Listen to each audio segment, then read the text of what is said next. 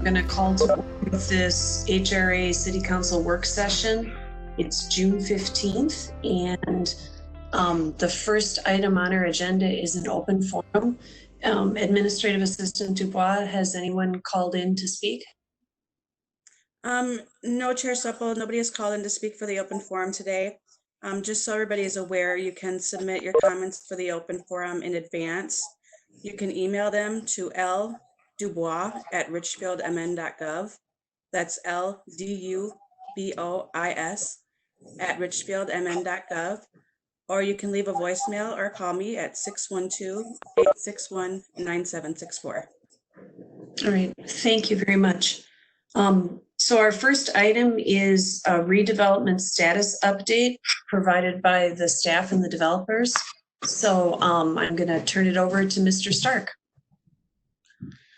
Thank you, Chair Supple. We are going to talk about at least 3 projects tonight. If we have time, we could touch on a few others. If there are some projects that we don't cover tonight that you would like an update on, please email me, and I'll make sure that either you get an individual response, or if I get the same question from more than one person, I'll send something out to everybody. Tonight, the 3 projects we're going to be talking about in more depth are the Emmy, the 6501 Penn Avenue South site, or the bumper-to-bumper site, and then RF64, which is across the street from Target and Home Depot. With that, and each of these projects is managed by a different staff person, so I'll be handing the presentation over to Melissa and Julie at different times. So Melissa is managing the Emmy project. So Melissa, if you could give an update on that, and I know at least one developer here is associated with that project. Right. Thanks, John. Good evening, everyone. So we're going to talk about the Emmy a little bit to refresh your memory, because the Emmy has been going on for a while. This is a project with 31 market rate apartments and 6,000 square feet of ground floor commercial space. It was originally approved in 2018. It's located along 66th Street, along the newly redone 66th Street with the bike paths and the multi-use trail, and between First Avenue and Stevens Avenue. The project has experienced a few delays. The council granted an extension of their land use approvals in June of 2019, and then again just granted an additional extension due to delays related to COVID. So developer Paul Lynch is on the call tonight, as well as his partner Charlie Bird. And we've been talking with Paul and Charlie. I'm sorry, I'm echoing. I'm not sure why.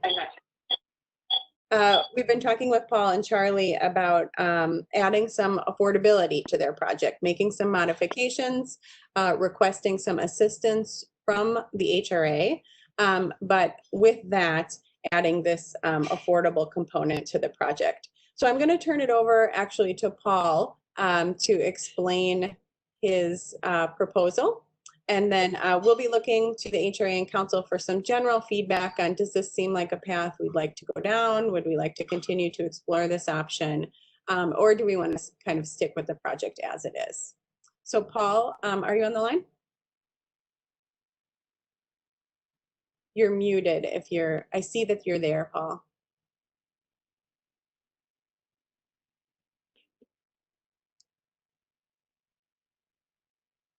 There we go. Can you hear me now? Yes. Okay, thank you very much. Yeah, and recently I brought on Charlie Bird. He's on this call here too. And Charlie's got several years experience in affordable housing as well as apartment complexes. And he's been helping me with the project here to put the numbers together and try to get this project off and running, because yes, there has been several delays. So what I don't want to do is steal Charlie's thunder. I know he's been putting a lot of time and effort into this, so I'm going to let Charlie talk a little bit about where we see the project, or hope we see the project heading.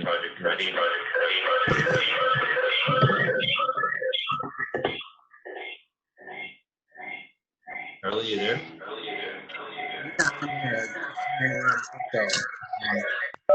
I suppose if other people could put their microphones on mute if they're not talking, that might fix the issue. Essentially, I came on board with this project in March. I think that, the original project kind of increases in specifically construction costs since 2018. It got knocked out of pencil, as we say. It was no longer a feasible project. So we've been working together with the city to find a way to make it work and get that site redeveloped. And working with a TIF consultant, we've come up with a couple different versions of the project, which would reduce the commercial space and increase and add in some affordable units. And where the project is your access code or meeting number followed by pound.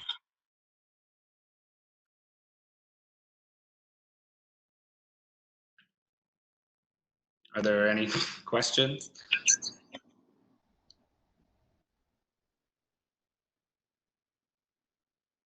Your entry is now.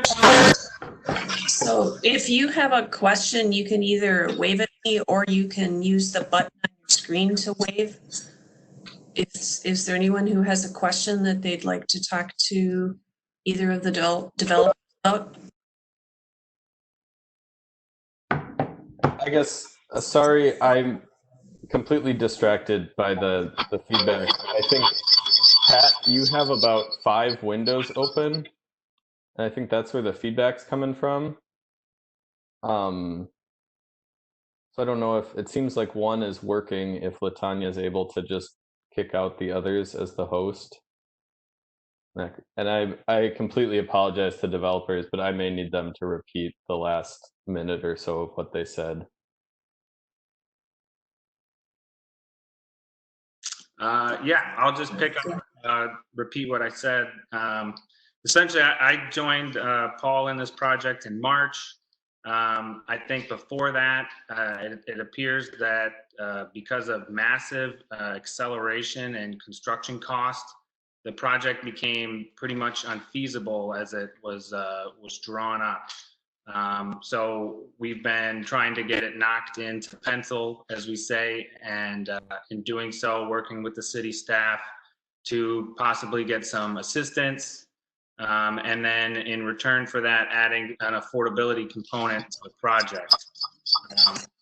We've also been looking at eliminating or reducing the amount of commercial space in the project, which is a concern that many of the neighbors had. So that's where the project is right now. Are there any questions?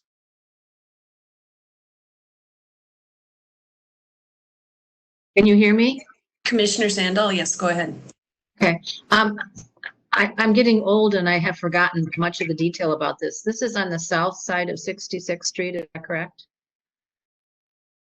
Yes. And how deep does it go into the block? There used to be a church on the site and, and a small house and garage. So I don't off the top of my head know how many feet back that is, but it would be probably about 1.5 lots deep. And the width of a block? Yes. Okay, thank you. Right, Commissioner Sandell, I'll just add, the site is approximately 1 acre. It was a larger church site and then 2 kind of standard Richfield single-family lots. So it's a little bit of an L shape and just under 1 acre. Okay, thank you. Are there other questions? All right, Councilmember Whalen. Thank you, Chair Supple. Do you have, I guess, are we getting into specifics? What is the affordability proposal?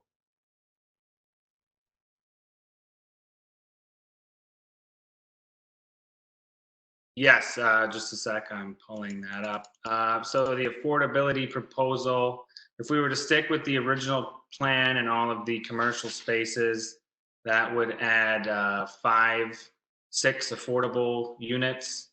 And if we have a version where we just have one commercial space, that would add in,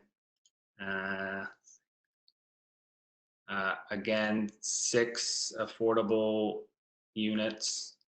And then we have a proposal where we would eliminate all of the commercial space, and that would add in,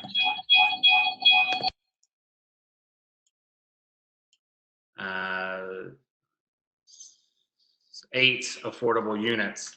And I'd like to add that our studio units, of which we have 5, and that's across all the different versions, they work out to 80% AMI affordable units.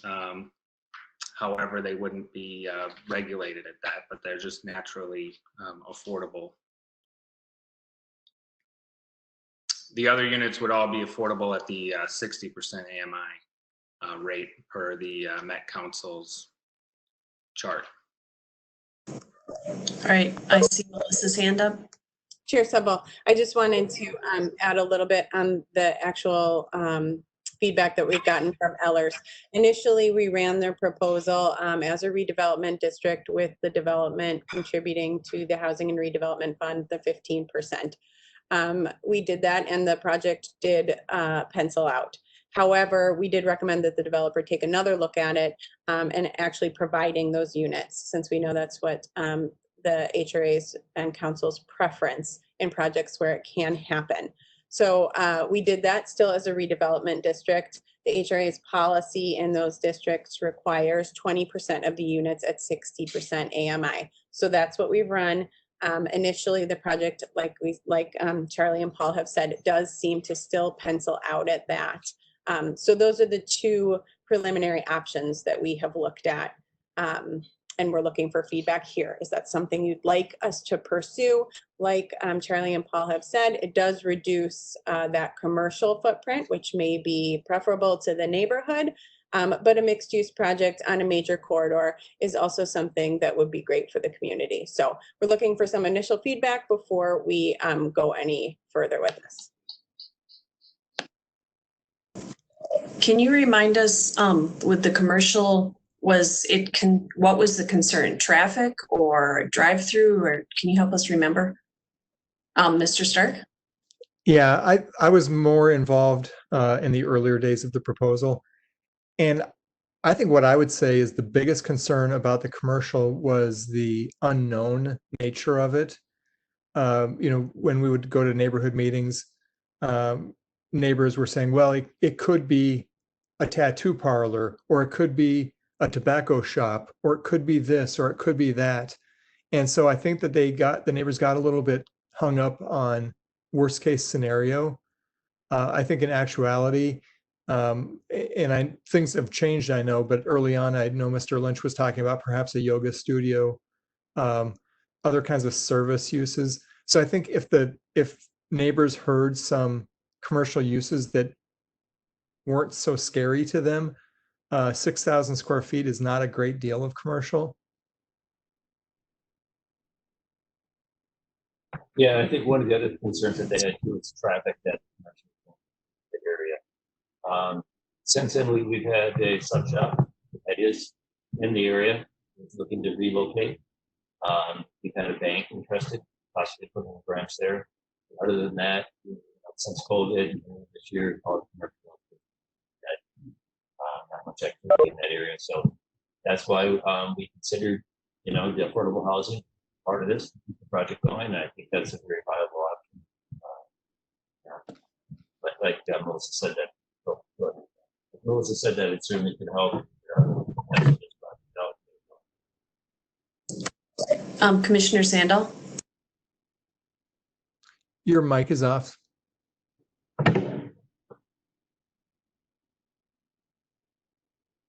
Can you turn it on for me, Mary? Oh, you're on now. Okay, well, I can't see a thing now. I don't know what I did. What I was interested, I heard about every third word. Let's see. I need to get my technical help here.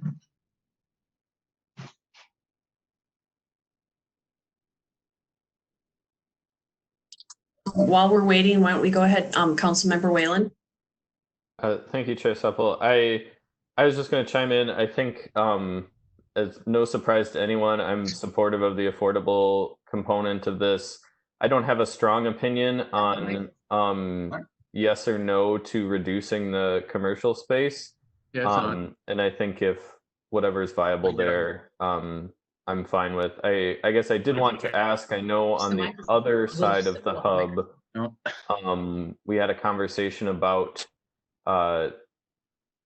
just this area in general having too much commercial. And just was curious if staff could comment on that. I know you said this is not a huge area, but if you want to weigh in on the need for that in this spot. I don't know any way to do that here. Commissioner Whelan, you're right. There was a study done that talked about the hub area in general having more retail than it could support now. That doesn't necessarily mean that some of these buildings with smaller commercial spaces with a more neighborhood feel aren't going to be successful. I think it does mean that we need to carefully consider if we're replacing all of the retail or if loss of retail is always a problem. There's also a problem with a lot of that commercial just being obsolete. Some of those mid-sized boxes, a lot of the retail that's at the hub, the retail that's in those shops across the street from the hub, it's older space, which makes it affordable space, but it's also largely obsolete. Nobody wants spaces that are that deep anymore. They're difficult to rent. So is losing this retail a big concern for us? Not necessarily. We do think it would be successful if it was a component. All right, Mr. Stark, and then we'll come back to to Commissioner Sandal, so we can see you and hear you. Yeah. Okay. And actually, I was just going to try again with the answer for Commissioner Sandal. I think there were two issues on the retail. One was the unknown nature of it and people kind of gravitating to their worst fears about what retail could be, tobacco shops or whatever. And there was concern about traffic, primarily about traffic that whether it would be able to turn south on Stevens or First Avenue. They wanted to make sure any traffic leaving or entering the site would be coming from 66th Street rather than to or from the neighborhood. Okay, thank you. So we're looking for feedback here. Are there any other comments about the affordability component or the commercial? Commissioner Vreese-Daniels? I'm in support of adding the additional affordability. I do have a question though. You said 6 units would be added whether or not you reduced the commercial space. Can you talk more about that? If you didn't reduce it, it would be the same number as if you did? Yes, that's just an issue of it being a quite small apartment building and needing 20% and essentially the rounding difference between adding 6 more units or 5 more units, it doesn't meet the threshold to round essentially up to another 7th affordable unit. Okay. Can I ask one more follow-up question? Yeah. What size units would they be? You talked about the 80% for the studio apartments, but were the rest just 1 bedroom, as I recall? Yeah, the building, I'm looking at it right now. So if we were to go with just 1 commercial space, the units range from studios up to 2 bedrooms. They're for a modern, at least Minneapolis apartment building, they're very large units. Your 2 bedrooms are 1,086 to close to 1,200 square feet. And right now in Minneapolis, you're seeing 2-bedroom units that are like 700 square feet. And your 1 bedrooms are around 633 to 783 square feet, which is, like I just said, almost a Minneapolis 2-bedroom. Your studios are around 588 square feet. And what would the breakdown be for the 6 affordable units? Where would they fit into that studio 1 bed, 2 bed? Those would be all 1 bedrooms, the affordable units.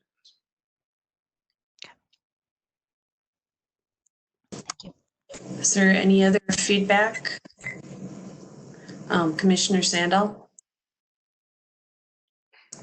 You're muted still. Can you unmute me? Now I can't hear you, but I guess that's okay if you can hear me.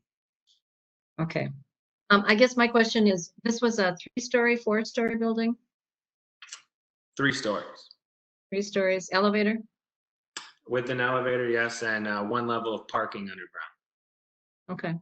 And how much surface parking?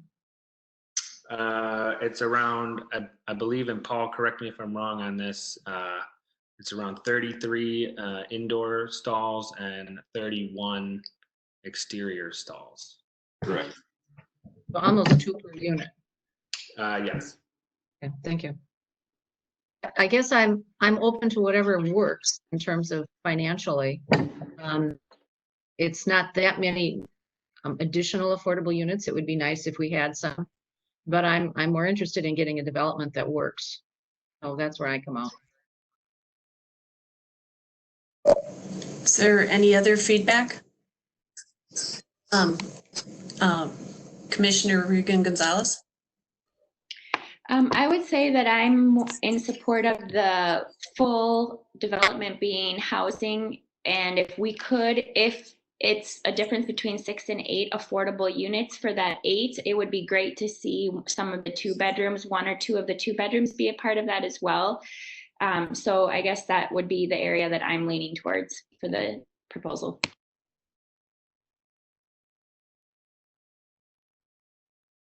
Is there any other feedback? I'll weigh in that I do think it's good that we'll have the affordable housing, and I would support that if we need to need assistance from the city to get the affordability there. I don't have strong feelings one way or the other on the commercial part, so I do think the affordability is good. Is there anyone else that wants to weigh in? Oh, Councilmember Troutman, go ahead. Thank you, Chair Supple. I think I agree with my colleagues. The affordability piece is a great contribution. I would say that creating commercial space, especially the smaller commercial space, is something that we should really see long-term value in, whether or not we need it in the moment. We're building something that's going to be there for a couple generations, and may well outlive the hub and what its configuration is. And so I think there's a value in just seeing that whole corridor as a space for commercial activity that's not necessarily big business activity, but small business activity. And we would I think we do Richfield a long-term favor by keeping an eye on making space for commercial there. Commissioner Sandal?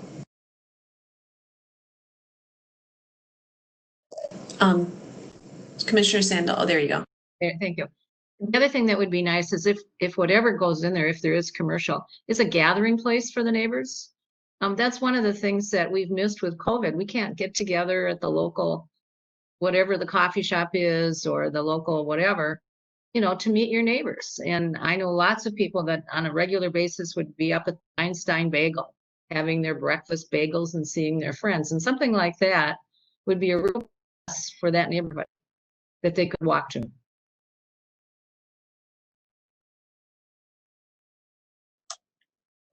All right, is there any other feedback? This staff, are you okay with what we've given you at this point? Yes, thanks very much. All right, cool. Then we're going to move on to the discussion of 6501 Penn Avenue South. And before we do that, I want to thank the first set of developers for this. Pleasure. Thank you. Thank you. Appreciate it. All right, and then we'll go Mr. Stark, who's going to handle the next section. Well, I'll start us off. Thank you, Chair Supple. So in February, again, we're talking about 6501 Penn Avenue South, otherwise known as the former Bumper to Bumper site. And in February, we went to the HRA with kind of 2 options. Option A would be one where we have a lot of local control and ability, where we would create a TIF district, a housing TIF district, and 20% of the units would be affordable at 50% of the AMI. So that would meet our inclusionary housing policy. That would meet the TIF district requirements. And again, we would have a great deal of local control and ability to kind of get this moving. The other option would be to go for deeper affordability. And deeper affordability means a lot of things. I guess what I would recommend on this for deeper affordability would be 100% affordable at somewhere in the 50 to 60% AMI area. And I think that you could do a variance, you could do 30 to 80% and still meet that average of 50 or 60%, or you could have all 100% be in that 50. Staff isn't ready to recommend 100% affordable at like 30% of AMI or less than 50%, in part because that's something new to us that we're trying to figure out. We hear that at 30% of AMI or even up to 50% of AMI, that requires some additional supportive services, on-site services. And so I think we're not as excited about 100% of very low income, but we would be supportive of 100% of, again, that range from 30 to 70 or 80, averaging in that 50 to 60. When we went to the HRA with these two options in February, we were missing one commissioner, and the four commissioners that were there kind of split on this. Two preferred the 20% affordable at 50, and two were looking for deeper affordability. The reason staff is supportive of deeper affordability on this is really two things. One is that there are a couple of developments in the neighborhood at Lunds, which hasn't started yet, and De Novo, which are 100% market rate. And so this is an opportunity to create some balance along the corridor. Even if it was 100% affordable, you'd say, well, that's not balanced, that's 100% affordable, but it's providing some balance for the corridor. And secondly, because we control the site. And so we have a little bit more say. I guess my recommendation at this point would be to try for the deeper affordability. Again, a lot of that's out of our hands. A lot of that is seeking money from either tax credits that are federally granted or from other granting agencies, that we give that a try for 9 months or so. And if we are unable to make that work, the 20% at 50% would be the fallback. And I think I would hand it off to Julie and see if she has anything to add. But again, that would be our proposal, and we'd be interested to hear what folks think about that. I would just add that there's a lot of details to be worked out. Things that were brought up back last fall were things like, phasing. What do we do about the neighboring properties, and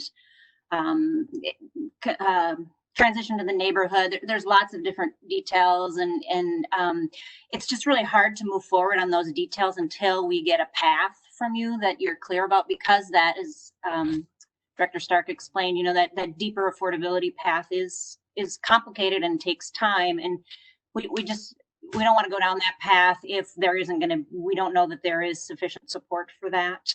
I will tell you that just an hour or so ago, the Met Council Community Development Committee did say yes to getting us a $50,000 pre-development grant. So that would be, it still has to go to the full council, but I would assume that will happen. And so that's very helpful in a project like this, because we can then spend some of that money to do things like explore phasing and, what exactly is going to look like. Then we need to talk to the neighbor. Something that I had been planning to do in April and May was to try some community conversations around affordability and to see what the appetite was. That was something that the HRA had talked about in February, is, how is the community going to respond to that deeper affordability? And anyway, COVID came along, and so we still need to figure out how we do a community engagement in this era. I still don't think we just turn around and now start having neighborhood meetings. I don't know that that's the best option, especially when we have one of our options is to look at housing for people with disabilities, and they're our most vulnerable folks, and to expect them to either come out to participate and or to not participate those aren't good options. So that's something that we need to work on. But again, getting some feedback from you all would help us to know if we should go down this deeper path or if we should, go to the 20% at 50. And I just wanted to mention one other piece of this. So early on in this process, Locust Architects was part of the process, and they actually came to us first, and we introduced them to the development team. As the project has kind of morphed to be more of a housing project and potentially more granting agencies that would have to help fund this, they have a certain percentage of project costs that can be spent on architecture. And to be frank, locusts are too expensive of architects to be involved at that level. And so if we do go down the affordable road, locusts would likely not be involved. And I do believe that Locust's involvement was possibly a feature that it attracted this development team to a lot of you.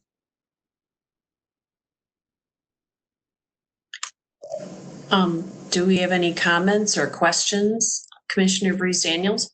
Yeah, I believe I was one of those people who wanted deeper development or deeper affordability. I think we just so rarely get an opportunity to do this. And so I am completely supportive of the 100% deeper affordability. Commissioner Elliott? You're still muted. Contrary to Aaron's position, I was on the other side. I'm just wondering, in terms of the timing, it maybe seems to me a little bit premature on averaging out 30 to 80 or doing the 50 to 60, which more appropriately be similar to what we're going to do over on 77th and call it workplace housing. But absent the community conversations that Julie talked about and having some input from the community, I think we're being getting in front of ourselves trying to make a decision when we don't have any idea what the community is going to think. I think that is a very, very tangible, important part of this. And I think we got to have at least some feedback to see what their thoughts are. Commissioner Sandel? You're still muted. Thank you. I was on the same page as Pat Elliott, having both of us sat through the, was it Pillsbury, Pleasant Avenue development. I would be okay with 20% affordability. And I think the residents, we've done it in the past, and I think residents have accepted it. I think if you tell them it's 100% affordable, and I just don't think you're going to get community support. That's my concern. It may be wonderful to have, and it would be a wonderful thing, but I don't know that the city of Richfield can afford to provide the support services necessarily for 100% of the population of a building.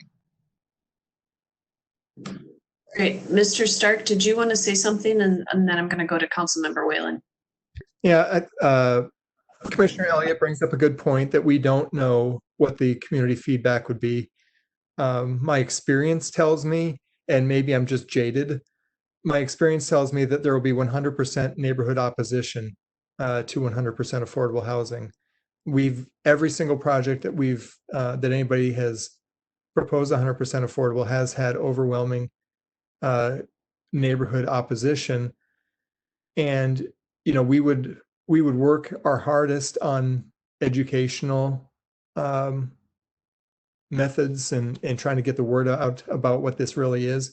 But I think we should be prepared for that if we did go down the deeply affordable route, it would be an uphill battle with the neighbors and getting people on board.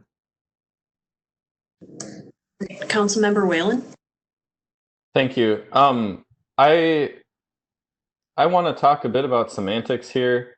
We're talking about what percent of the building should be affordable, and I think it's essential that we change our language to talk about what percent of the units are income restricted. If we were averaging if all of the units were income restricted, which I'm fully in support of, but some of them were income restricted at 30% AMI, some at 50 or 60, and some at 80, being income restricted at 80% AMI is going to have a similar rent to a market rate apartment. These are not, 100% of these units would not need support systems. That's not what staff said. That's only if 100% of the units were affordable at 30% AMI. 80% AMI can be like a multi-income family that's making more than the neighbors. I don't know the neighbors. I think it's important we get input from the neighbors. But time and time again, from the community as a whole, the input I've been hearing is a deep desire for more affordability, and exactly what staff said, that when we have control, when we are using our resources, that we need to target that toward the deepest affordability levels. And I think the other reason I think it's important to be talking about how much is income restricted versus how much is affordable is I don't think it should be a radical concept that 100% of our residents, that their housing they're living in is affordable to them. Affordable is defined by an individual household's income. So of course 100% should be affordable. It's a question of how much will be income restricted. And I think precisely because there's so much market rate or even luxury housing going up in that corridor, I think it's essential that we go for 100% affordability here. And I think I know of the housing team is certainly a ton of community members who would come up and speak up for why this is so essential. Before we go for a second round of comments, I know Councilmember Troutman needs to leave at 6:30. Did you want to weigh in? Thank you, Chair Supple. Yeah, I would. I think I support deeper affordability. I think it would still be helpful if there could be a mix. I think there's a benefit to having not just one, and I understand, all the proposals are proposing some level of mix between different levels of affordability. So I'm not prejudging what that is, but I wouldn't support, I don't know that that's being proposed, 100%, at 30% AMI. I think it is important to have a mix of housing options for folks in the development if it's possible.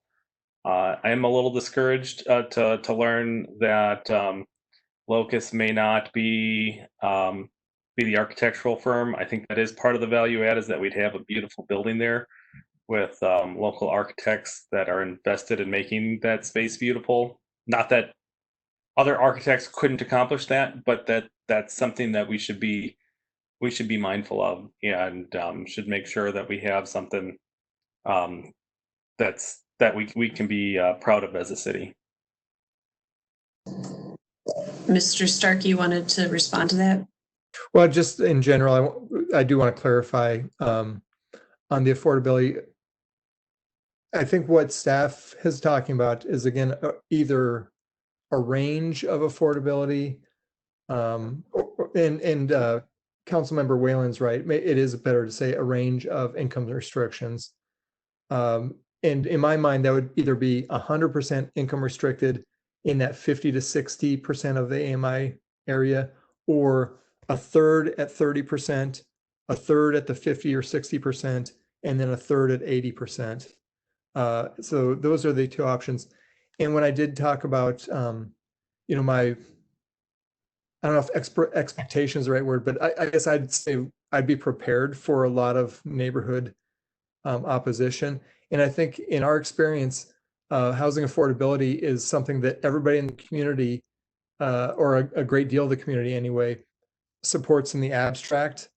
Once it's closer to their house, they tend to view it a little differently.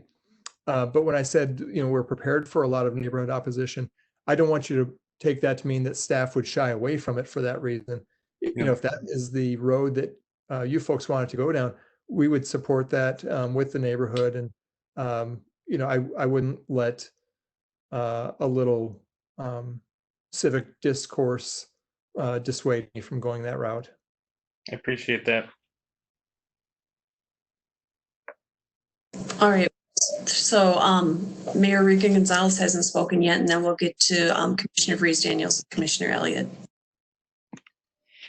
So I was one of the commissioners that was in support of deeper affordability. I will support that again in this conversation. I like the idea that I like staff's recommendation, and I like the idea of looking at a range of income restrictions or affordability. So we can look at things ranging from 30 to 60 or 80%. I also do think that talking to the neighborhood and getting neighborhood input and feedback, as Commissioners Sandal and Elliott have stated, is also extremely important in this project or in any project.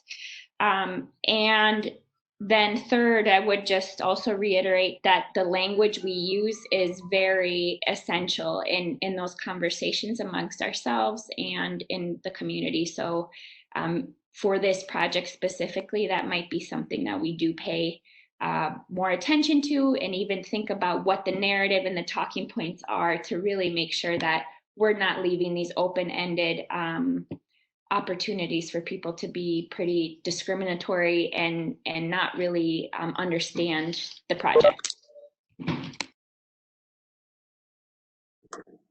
Thank you. Commissioner Vrees Daniels, I think you were next for second round. You're still muted. Is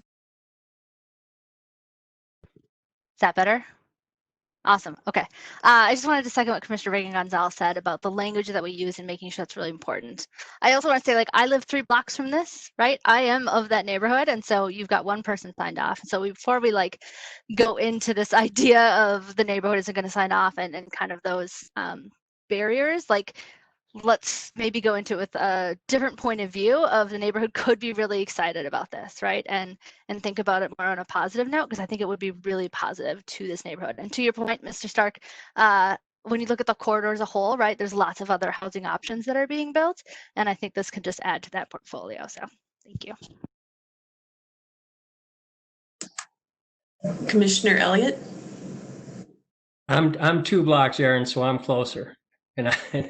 But, you know, when you talk about the semantics, contrary to what Councilmember Whalen says, income restricted bothers me more than affordable. Affordable is fine. Income restricted creates different connotations in my mind, and I'm not sure why. But when Mr. Stark talks about it and doing 100% at 50 to 60, I think that in terms of presenting it to the neighborhood, and discussing what that means. The problem we have with Ron Clark over at the Old South Garage site is they took workplace housing and turned it into some sort of a Caprini Green in Chicago. And Ron Clark never caught up with the wave that kind of overwhelmed him and forced him out of that project. And the interesting thing about workplace housing is they did the metrics and the analysis on that, and the average wage or income of the people who are going to be in there was in the low 50,000, which was at or near the median income in Richfield already.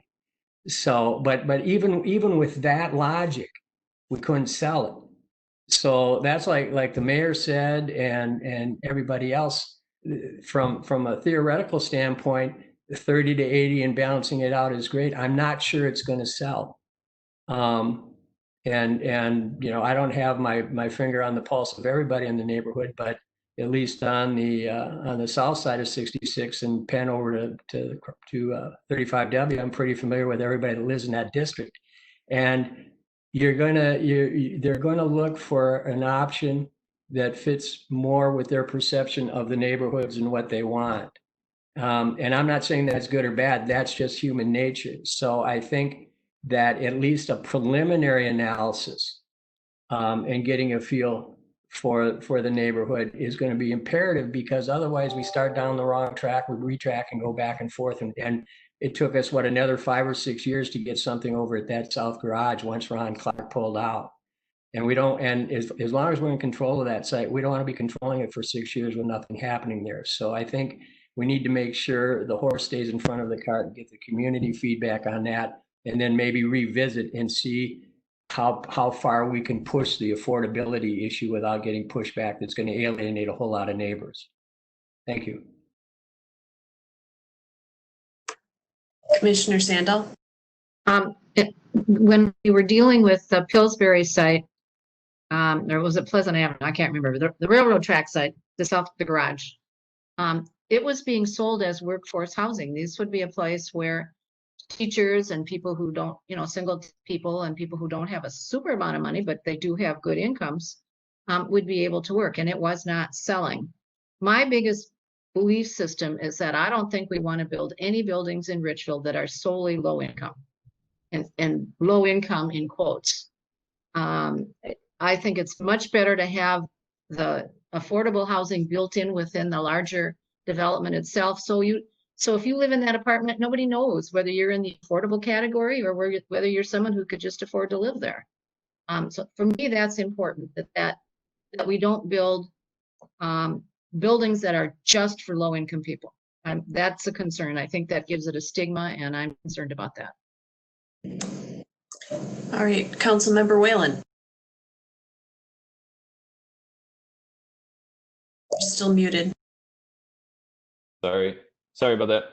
I think Commissioner Sandal, you're describing exactly what this development could be if there was a mix of 30 and 60 and 80% AMI income restricted units, that you'd have some units, and if it breaks out to be a third, and a third, that'd be some units that cost $600 a month in rent, some that cost around $1,000 to $1,100 in rent, and some that cost $1,400 or $1,500 in rent.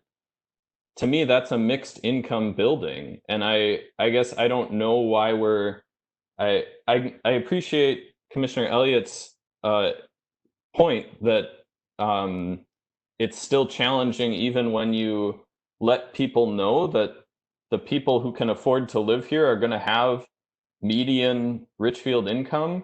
I guess if we're not up against resident opinion, it's our decision. That's what we're deciding today.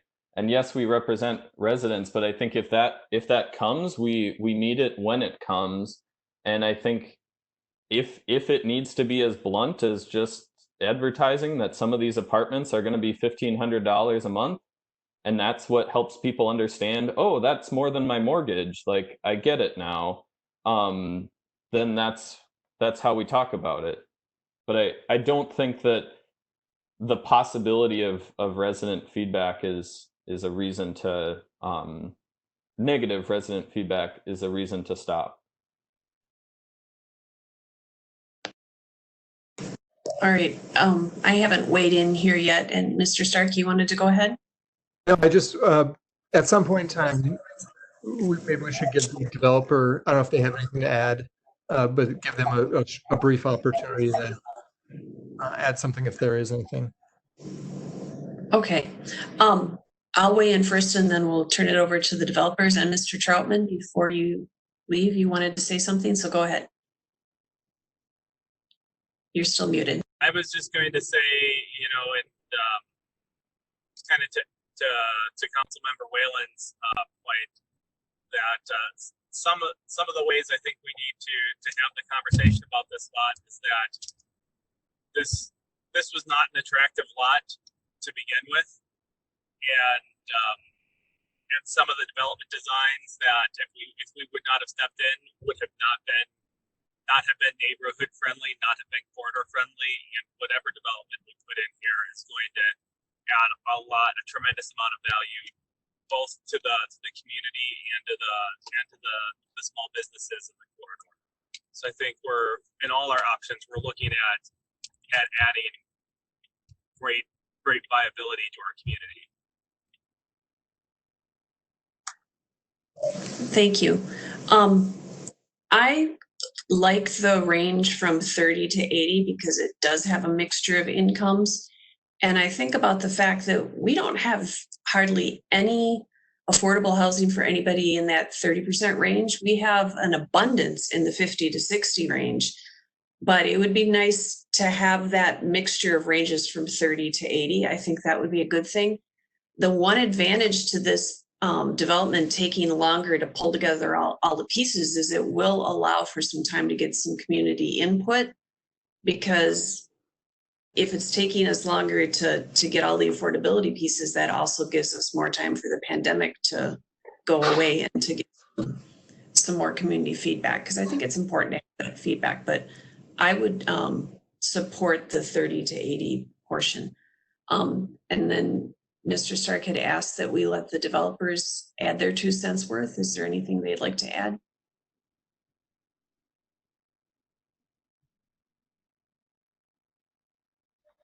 Hi, can you hear me? Hi, Yes. This is Lori Boyclair, part of the development team and affordable housing developer. And just wanted to let everyone know that timing is always a concern when you do affordable housing, because there are many partners that get involved from a lending perspective. So affirmative direction, shortly would be probably best to be able to put all those layers together in a timely fashion. The applications to all of those individuals would be going in, or institutions, next summer. But also from an affordability standpoint, when you look at putting in for funding, you have to look at competitiveness. So competitiveness for a new construction project and a 9% tax credit, you can go 9% or 4%. You have to score 70 points for a 9% and 40 points for a 4%. And they're very competitive and difficult. The lower the subsidy, or excuse me, the lower the set aside income restrictions and rent restrictions, the more competitive you are. So income averaging alone won't help you score very competitive.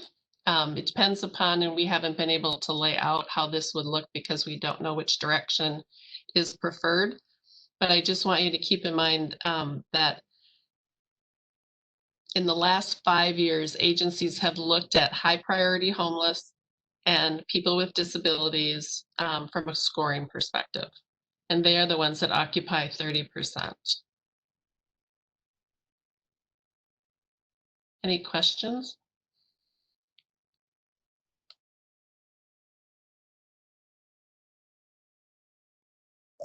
Any other comments or questions?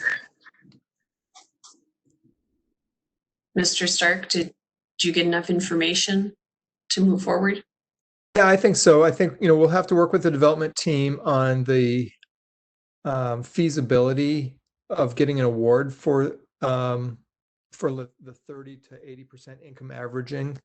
And, I know at a work session, you're not supposed to vote, but I think we heard probably enough support for the 30 to 80% income averaging that we feel comfortable at least dipping our toes in that water a little bit more and reporting back to you.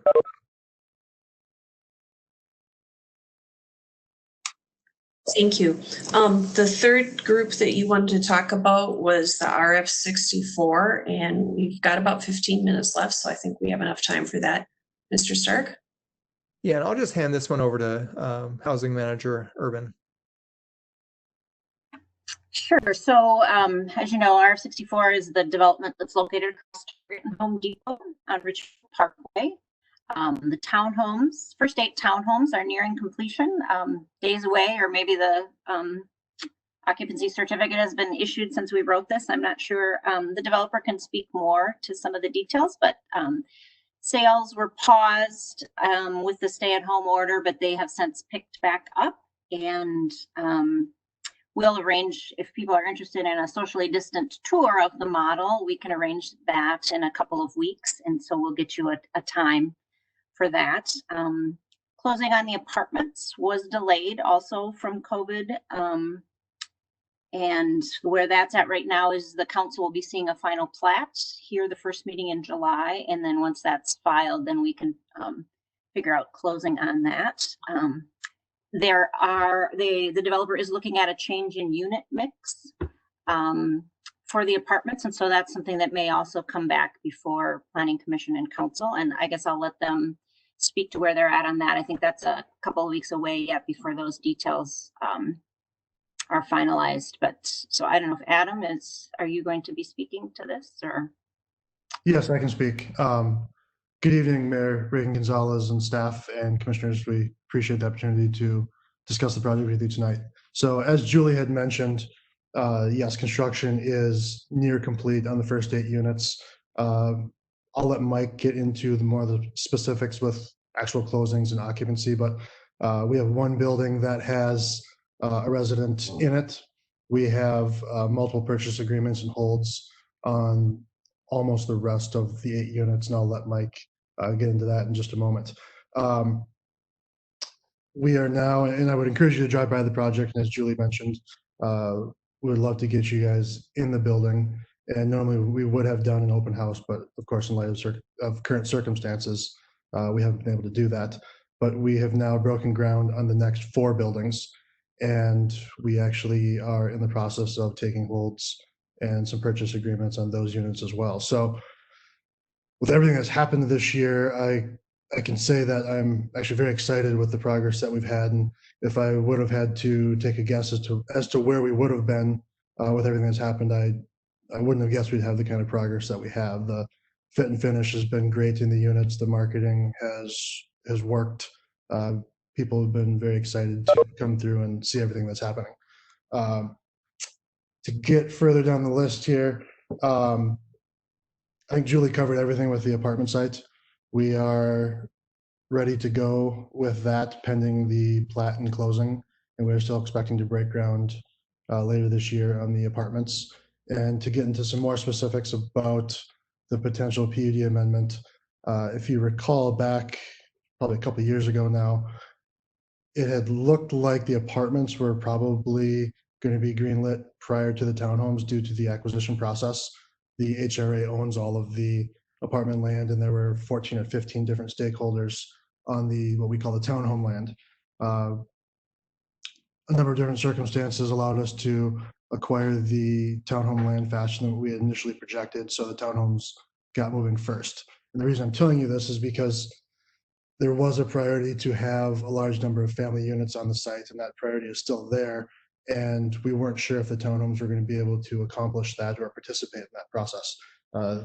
Thank goodness they have been. So now we're to the point where we probably have too many larger size units site-wide, and we'd like to revisit the unit mix and some of the efficiencies that we've had.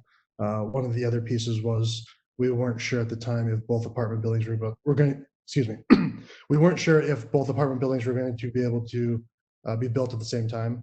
And now we do know that. So there's some redundancies as far as common space and management offices and amenities that don't need to be in both buildings, but we had allotted for it. So we will be coming back in the next 30 to 60 days with what I would call a minor or smaller change to the internal circulation of the buildings to get some more efficiencies on the apartment side. So this will not change the exterior envelope of the building, nor the site plan, just how the interior of the buildings operate. I think that's it as far as some of the general items. Mike, do you want to talk quickly about the sales process, sales velocity, and what the plan is moving forward?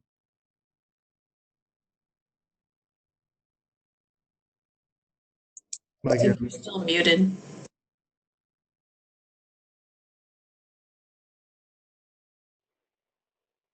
How about now?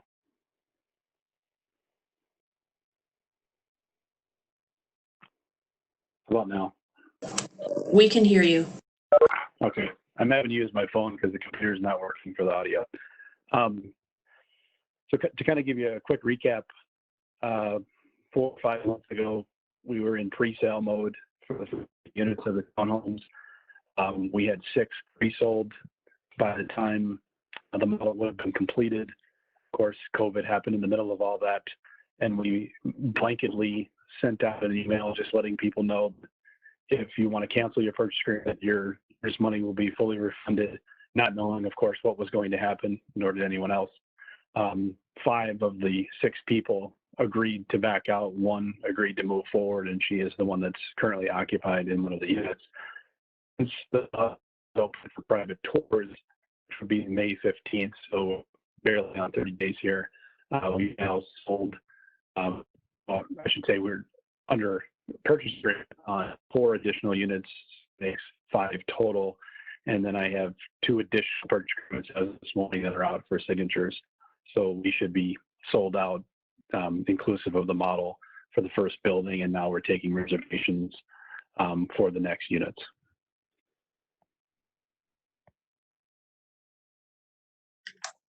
Do we have any questions for the developers? Commissioner Sandal? Thank you. I'm just checking, how many townhomes are going to be built in total? The current plan was amended to 64, but our intent would be 72 to 80 if possible. Okay, thank you. Councilmember Whalen? Just curious if there's any numbers to go to the change in unit sizes?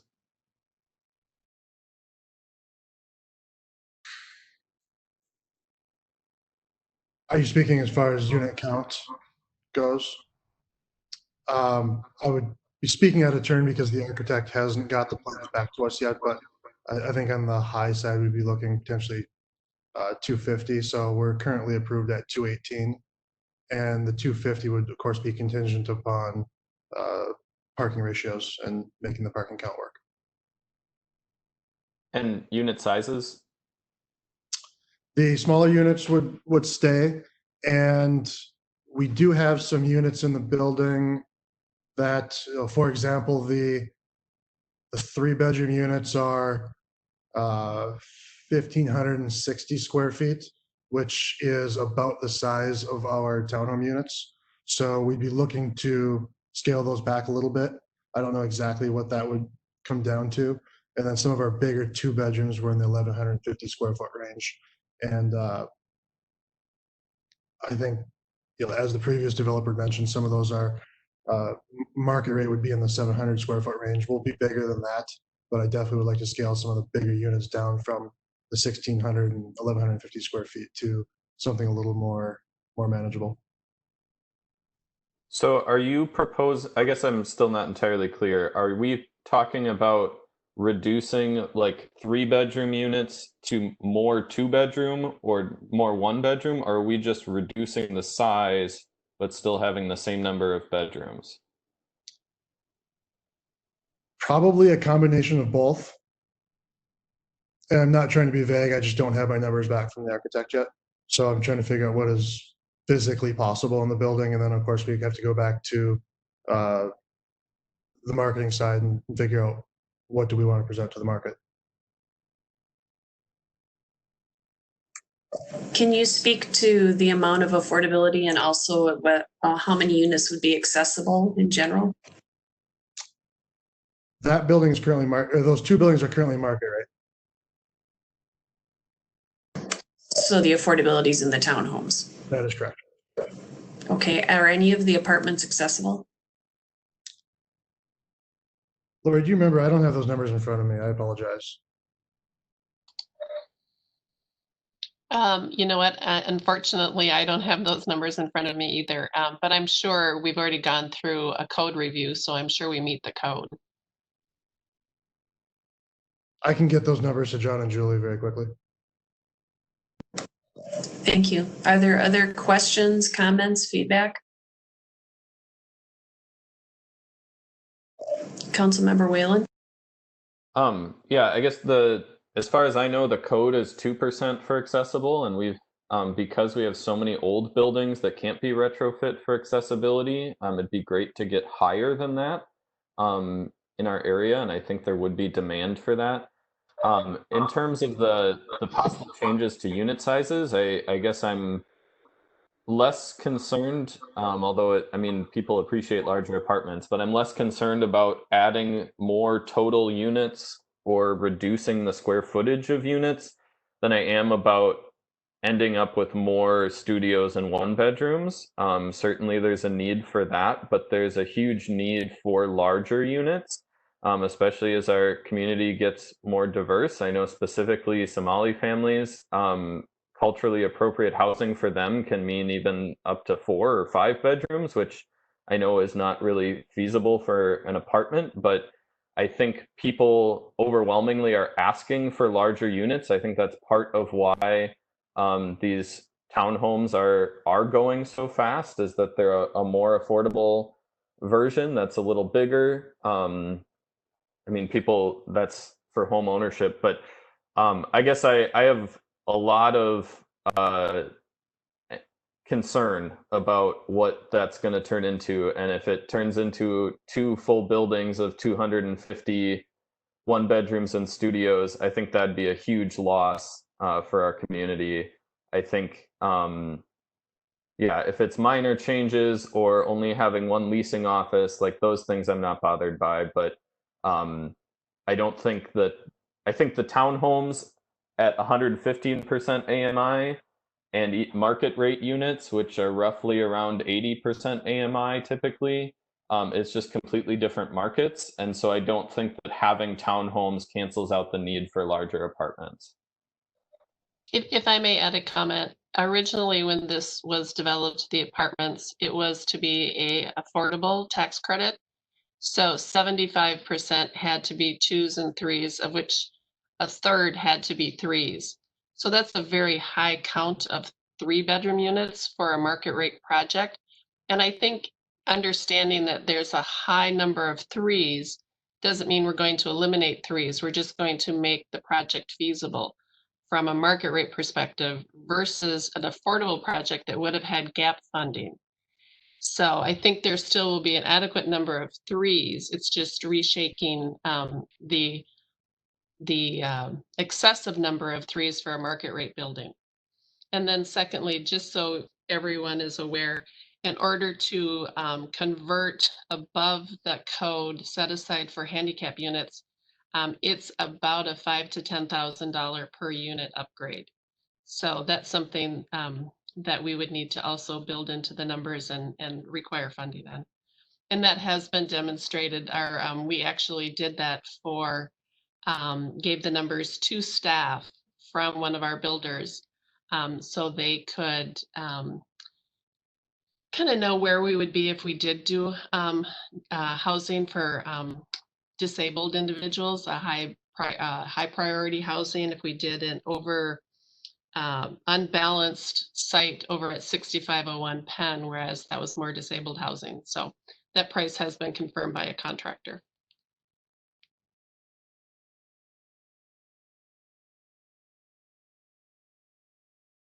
Are there any other comments or questions or feedback?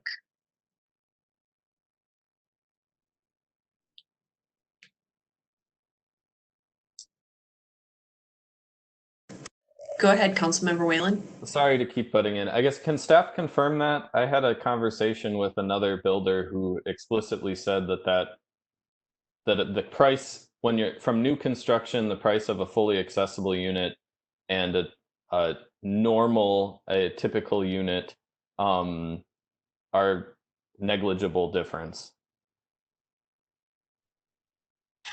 I think we'd be better served for us to look into it and see if it's possible to add accessible units here rather than talk without facts and numbers in front of us, if that's okay.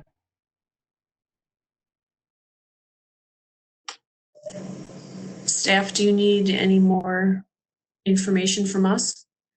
At this point, we had said if there was any extra time that Executive Director Stark could give us an update, but it looks like we're getting pretty close to the HRA meeting. So I believe you said if anybody had questions about any of the other developments, they could email you. Is that correct? Sure, and I can talk fast. Oh, go for it then. So the Enclave, which is at 65th and Lindale, they had hoped to be part of this tonight, but they want to go back and look at making some changes. So I believe that we will be bringing them back to a work session like this next month or early in August. The Henley 2, that is coming to the council on July 14th for land use approvals. And then it would be coming to the HRA on July 15th, I believe, for the development agreement. I think that's where we would start talking about TIF financing and what that would mean for, you know, the affordability numbers and those kinds of things. So that's progressing. The Novo, we don't really, that's not we weren't as involved in the Novo, but what we're hearing is that is scheduled to be complete next spring. The framing and the outsides go up so fast, and then people get excited that they're almost done. It's all that finish work and the interior work that takes forever. And so it's going to be a longer time than folks think. So those are just a few updates. Lunds, I believe, is going to get under construction later in the summer, and I would expect that to be a 12 to 18 month construction period as well. So again, if people have questions beyond that, just send me an email and I can shoot you some answers. Thank you. Did anyone have any other comments before we close out here? Okay, then I would like to clarify with Administrative Assistant Dubois, do we need to sign out of the meeting and then sign back into the other meeting to start the HRA? Yes, we will need to sign out and then sign into the new meeting. All right, thank you so much.